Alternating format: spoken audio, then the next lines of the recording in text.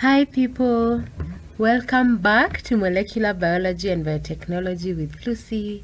If you're new here, remember to hit the subscribe button, to like and to share.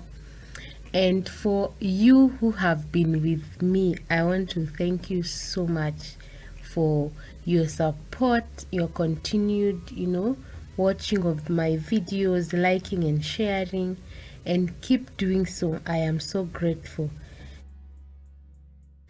So anyway, let's get right into it. I want us to talk about GMO. I hope this doesn't give you goosebumps, but if it does, it's okay. Let's see what will happen at the end of the lesson. So genetically modified foods, GMOs.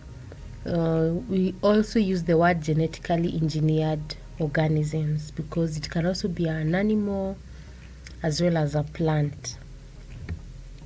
So what picture does this word GMO give you?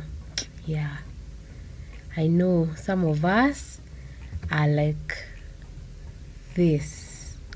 Someone is probably injecting our food with some chemicals, and then you go down and consume them.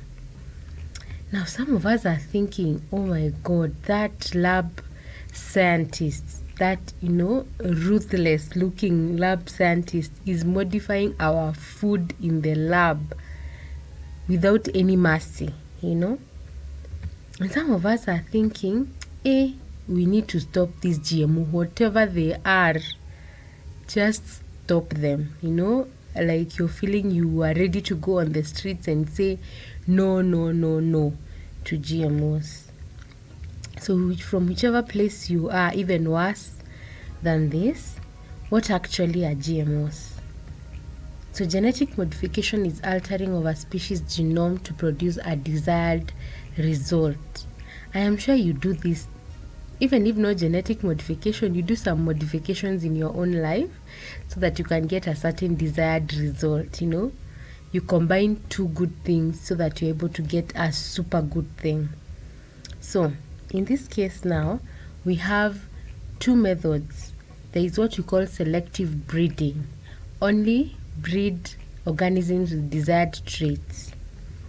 Now here, we used to use it a lot even in the villages when we were growing up. You find that your parents are looking for a specific male cow to, fertilize our female cow so that they can get certain super calves.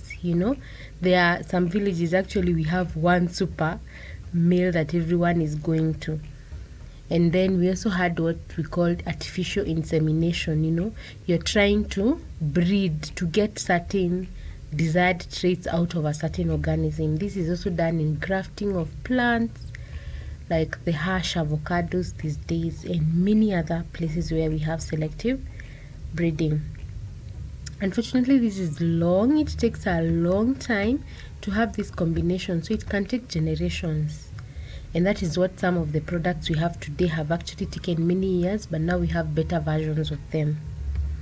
Then now we have what we have been calling genetic engineering, a relatively new term, but not a relatively new technique. It's actually an old technique where we have direct manipulation of genes.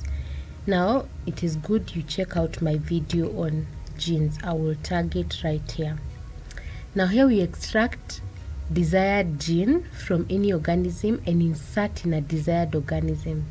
So you find that probably you like a certain gene that produces certain characteristics to an animal or a plant, and you want another plant which does not have that or another animal to actually exhibit those kind of characteristics. So that is what we call genetic engineering. So man has been manipulating DNA in plants and animals for a long time, and I've said that some of these have actually happened intentionally or non-intentionally. So for example, the modern corn came from teosinte. You can look at that plant. It is very close to what, the maize that we have today. But now, over many years, we were able to develop our modern corn. We have wild species of tomatoes, these ones, the small ones, and now we have been able to produce big tomatoes because we have been able to breed a variety of them to get even a larger fruit. We actually don't know the exact time we domesticated tomatoes because they were wild, but by around 500 BC it was already cultivated in southern Mexico and probably even in other areas. Then now we have carrots. We know the orange carrots, these ones, but imagine there is also what we call a wild carrot.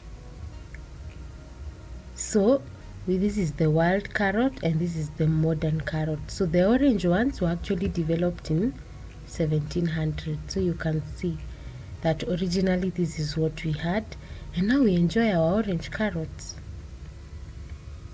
So modern scientists, or most scientists, will say that almost all food we eat has actually been genetically modified by man, and that genetic modification includes not only conventional breeding as we know it, but simple selections man has made over millennia.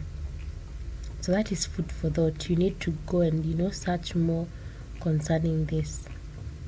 But now, why do we modify the crops? So what are these traits that we are looking for? Some of them, herbicide tolerance, so that we can have a plant that is not affected by the herbicide.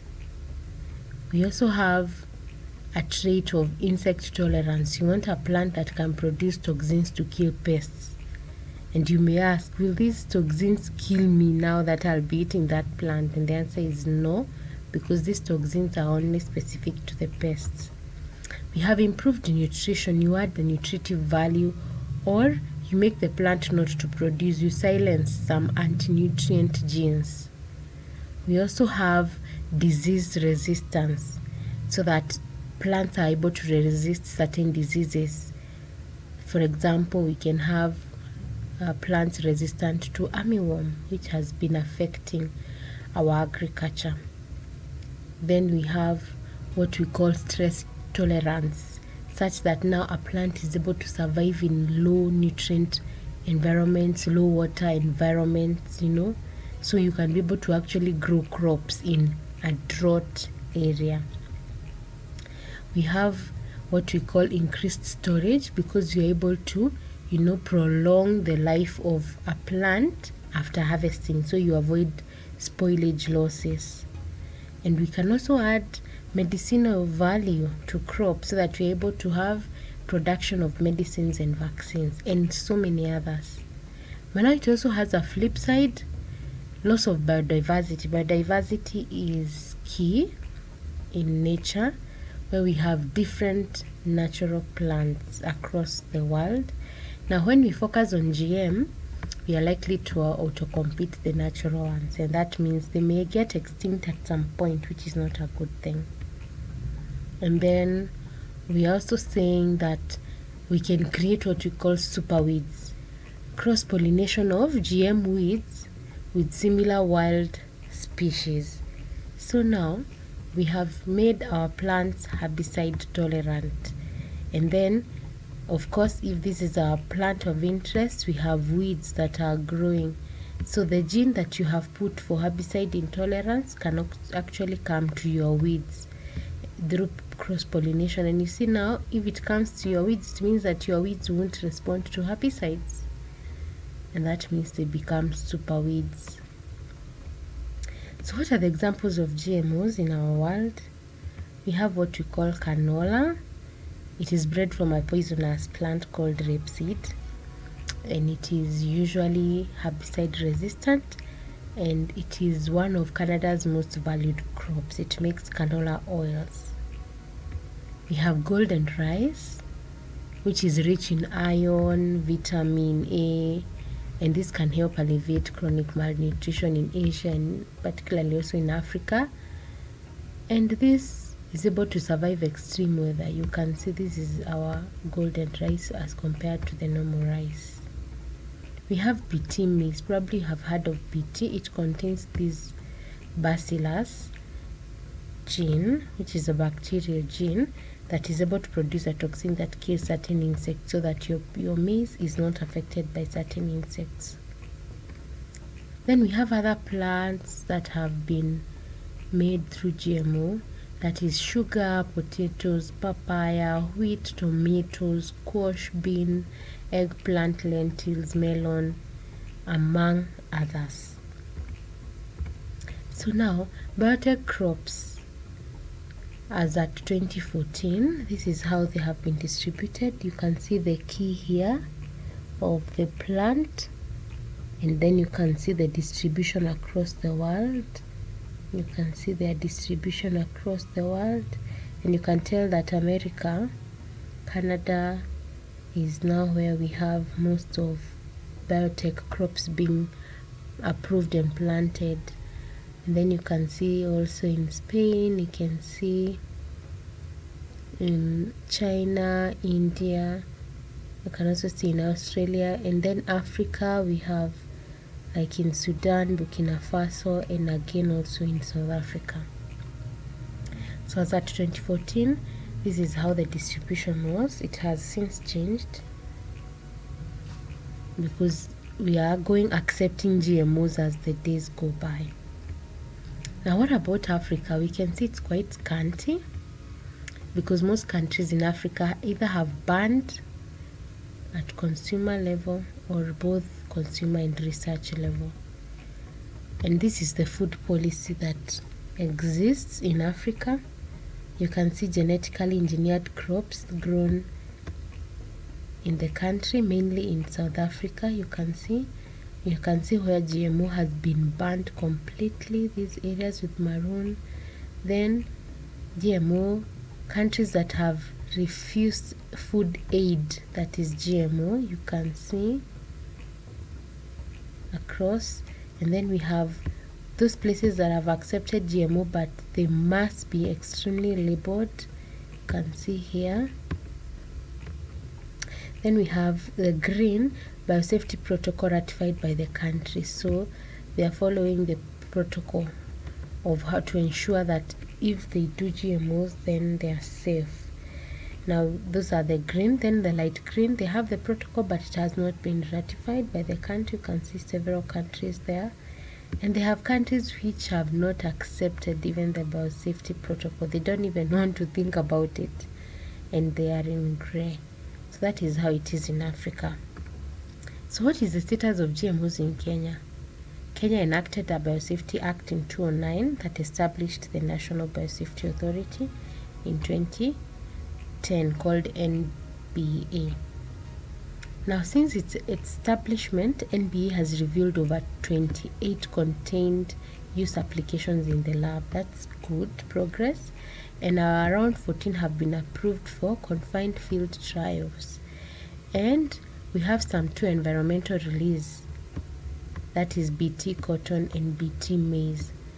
Although, of course, they haven't gotten very far, but they are still in the process.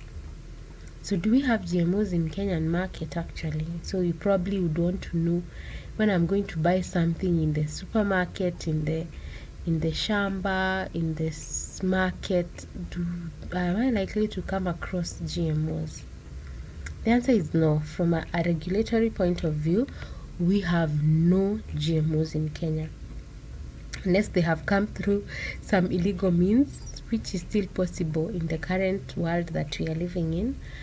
But in Kenya, in 2012, Kenya banned GMO imports.